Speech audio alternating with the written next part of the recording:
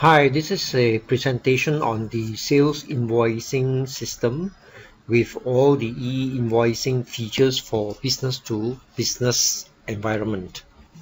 For all invoices issued to businesses latest by July year 2025, all must be submitted as e-invoice to the LHDN server. The only exception for now, unless they change the rules, would be for businesses that has got annual turnover of less than 150,000 ringgit. Those will be the exception where those companies need not have to submit e-invoices. So okay, let's go into the new sales invoicing system, which has got the e-invoice features, login, user and password. Now the first thing to do is to go to system setup, administrative tools. It's summed up. We have to fill up this information on page 5, which are the new information related to e-invoicing. So we have to fill up the company's name, your actual tax identification number for your company, your business registration number, your SST number if you are a SST company that has got SST registration, tourism tax number if you are also registered under the tourism trade, your MSIC code, which is the industry code. You can find out what is your industry code from a list of codes that is given by LHDN. Your email of contact, address, postcode, your city where you are located, and then the state. Now the state is a pop-up. You just select from one of these pop-up. This is supplied by LHDN. It has to be very specific. And also country, which is MYS, represent Malaysia, which we default for you as Malaysia, because this also has to be a pop-up. And then your contact number of person in charge, and then this is the ACE URL. Now this URL is used basically for post system, where customers do not have their information and yet they request for e-invoice. So in this sales invoicing system, this would probably not be used. And then we have the LHDN server. Now this pre-production, this is the actual address of a pre-production. Pre-production means it's for testing purposes. You'll notice that these words here, pre-production, this is used for pre-production. Now we have got two servers here to select. If you select this onto the actual server, this will be the actual one. https myinvoice@hasil.gov.my. This is the actual one. If you switch to a test server, if you are testing the e-invoice system automatically change for you to pre-production. Now, if you have registered with e-invoice and you want to use your own ID, there's something called client ID and a secret, which is uniquely given to you by LHDN. When you register with my invoice, you can fill up here if you want to use your own ID. But if you are using our ACE software as an intermediary, which means that we represent the software represent you to submit, you don't actually need to use this own ID. So you don't need to create this own ID in the LHDN server. So once you have filled up all this information, the important thing is when is your starting date that you want to start to submit e-invoice. You have to make sure the starting date is the correct date that you want to start submitting. If your deadline is, for example, July, you can actually start earlier. It's better, so that in case there's any teething problems with your data and so on, you have time to correct it before the actual date to avoid any penalty that LHDN may impose on you. So even though your actual date is by July, we advise you to start much earlier, maybe in January or February and so on. It doesn't matter even to start earlier, you see. It's just a submission of e-invoice. Once all these are filled up, we click apply, and then the system will make use of this new information for your e-invoice submission. Okay, once this is done, these are the settings for your e-invoice. You can close this, and before you can actually go to do posting and start issuing invoice, there are two other things you'll do. One is to set up all the TIN number for your debtors. The debtors need the information for e-invoice submission and also your stock. So we'll go to the next step first before we come back to invoicing system. So next step, let's go to the data system, enter user password date. Okay, let's go to maintenance option under accounts. In different VIP or debtors account, let's say these are debtors. Now VIP are those you use for just loyalty program. Debtors are those who owe you money. So let's say enter this particular one, for example. You go to page 2. These are the information you need to key in for every single customer for e-invoice submission. You have to request all this information from your customers. First is their TIN number, then whether they are a BRN or NRIC, if there's an individual, okay, and what if it's a BRN, usually it's business registration number because it's a business. What is the business registration number? If they have SST, if they are SST registered, we need their SST registration number, their address, their postcode, city, and then again state based on selection, pop-up selection, and country also based on pop-up selection. And then the phone number, contact person of phone number, the phone number of contact person, and the email address. And then you save up. So every single customer, you need to fill up this information. If these information are missing for that particular customer, you will not be able to successfully submit your e-invoice for them. Now let's say one of your customer, they do not have a TIN number, or they don't have BRN, or they do not want to supply you with information. What can you do? Because as a company, you need to submit your e-invoice. It's compulsory for you to submit. Now you can do this. You can go to that person's account, that company's account, for example, this one, page 2, and since you cannot give them, they don't want to give you a TIN number, or they don't have a TIN number, you can use the general public TIN number, which is EI, and then be followed by 9 zeros, 1 2 3 4 5 6 7 8 9 1 0. This is the general public. And the BRN, you can put it as NA, non-applicable. So SST, or if you leave it address, you have to just use your own personal address also can, doesn't matter, this one. All right, and then postcode, you can use by your own company postcode. Okay, you have to key in some information here, and then state, whatever the state, and then the country, you have to fit this information. Contact number, use its actual contact number, for example, and then email address. So the important thing is this particular TIN number, you can use this general public TIN number, which is this EI, 9 zeros, then followed by 1 0, and the BRN must be BRN put as NA. Now this will be able to submit as a e-invoice when this customer is been issued an invoice. You can do it this way. This is called general public TIN number. Next step is to go to the stock system, enter username and password, and you go to stock maintenance, stock, maintain your stock items.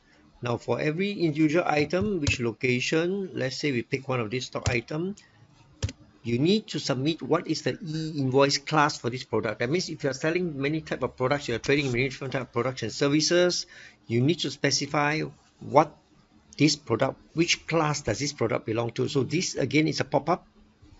There's a pop-up here. You can select one of these, one of your things that matches the stock that you're selling. So it could be subscription. Now this is a fixed list provided by LHDN, so you have to follow this. Now if you're not sure what it is, then you can always use this as others. This is a miscellaneous code. You can use others, but try to be very specific, because this code is submitted in the e-invoice itself for every single item, and then you save it up. So do this for all the stock item that you are selling or you're trading in. Okay, once you have done those two steps, now you can go to do invoicing. So for example, let's say I issue invoice. Now this part, you notice that it is no difference from what you have been doing all this while. Right, the process is hidden behind. So let's say you choose the company, credit limit is exceeded, enter password to allow over credit limit, then you can enter all those things, SO, quotation, everything is the same. Go to invoice detail, which location, which product are you selling, you can choose one product, say how many pieces of this. Okay, you can see the whole sales invoicing procedure is the same. There's no difference. So sales of materials, for example. Okay, then print your invoice, same thing.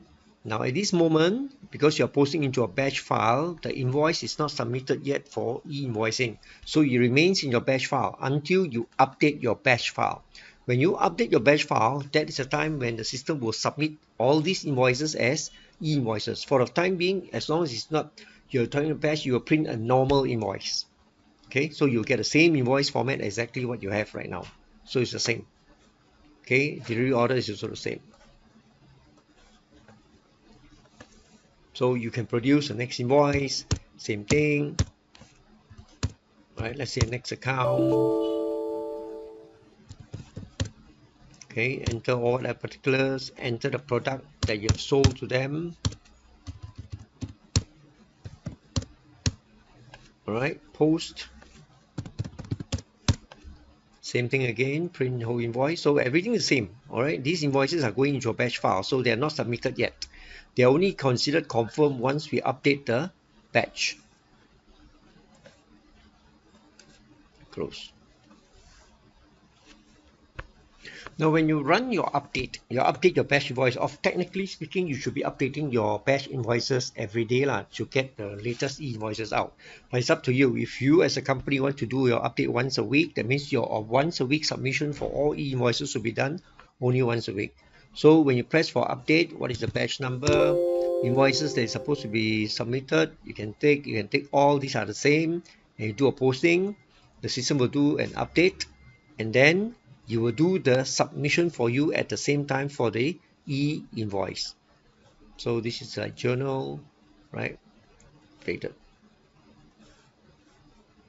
Right, this journal is the same for all invoices as an update. Now, upon the update, that's when the system will do the submission to e-invoices for you. So once you have done your bill update from batch file, you have to go to report here, print these invoices, enter your batch, and then you can email all these e-invoices to your customer. So you can select, either e-invoice or normal invoice, and then you can click on this email button. So those customers who have email will be sent out. Now, you can see whether you want to email invoice which has already been sent before. That means email those already been sent before. Yes, then you do this. Otherwise, you leave this unchecked, and then you will just send out those invoices that has not been emailed out yet.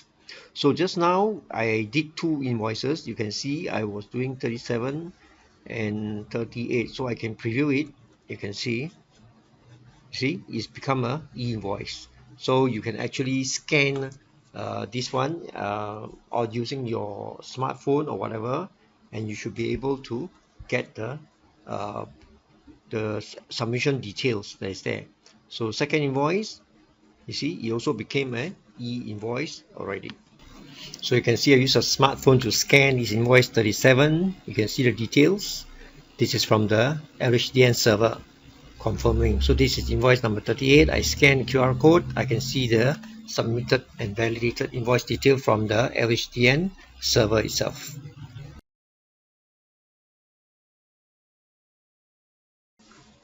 So if you want to email your invoices once it's been updated, you can actually do this. You can do all, for example. You will not email those already been emailed. You just click on email, and the system will start to send all the email to the account, the individual invoices that's been haven't emailed out yet. Once it's all the invoices, the e-invoices been emailed out successfully, this message will come out, send successful. Okay, so now that is a concept for batch invoicing. That means when you key in the batch, you will go into the batch first, and then it is not converted to e-invoice until you do a batch update. Now, for those customers who insist they want an e-invoice straight away, if the line is good, internet is good, LHDN server is good, you can actually do online invoicing. Okay, and then you just enter an order. Now, this particular one, you will do the immediately, submission immediately for online. All right, that's a difference. So enter your details.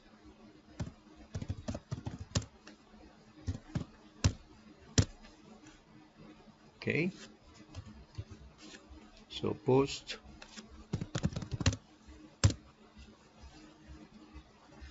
So the submission will be immediate, and you'll get an e-invoice immediately, as long as the internet connection is strong and the LHDN server is able to validate at the same time. Of course, you can, for that online invoicing, you also can still go here, for example, and then you select that invoice and print out just like what you did earlier. You still can do that. 39, right? You can still preview it as a e-invoice, same thing. You can also email it again if you want to.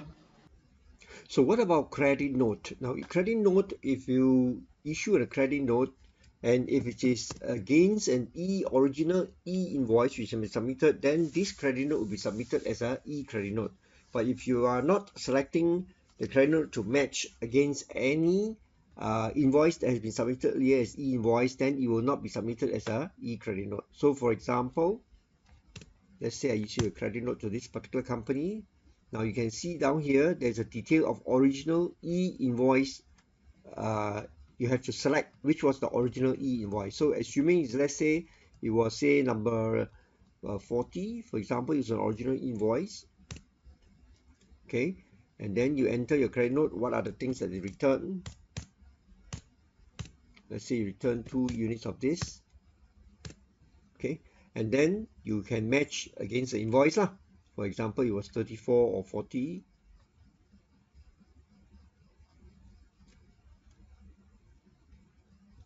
And then you do a posting, damaged goods, for example.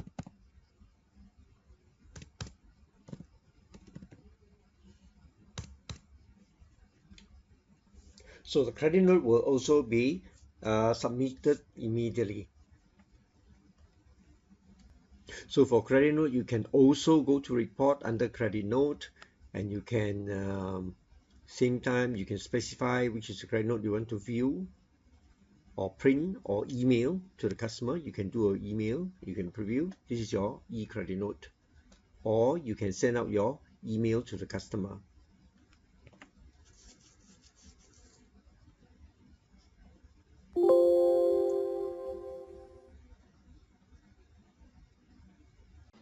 Now there's a new report under report section that shows you the e-invoice submission. So you can view this whenever you want to check. It goes by month. You tell you which invoice was submitted when was it validated by the LHDN server, and so on. So this will give you the full picture of what has been submitted, what has failed, or what is the reason of fail, or whether it is immediate. So a lot of reasons are inside here if it ever failed and why. So this is a summary report for you to counter check your submission.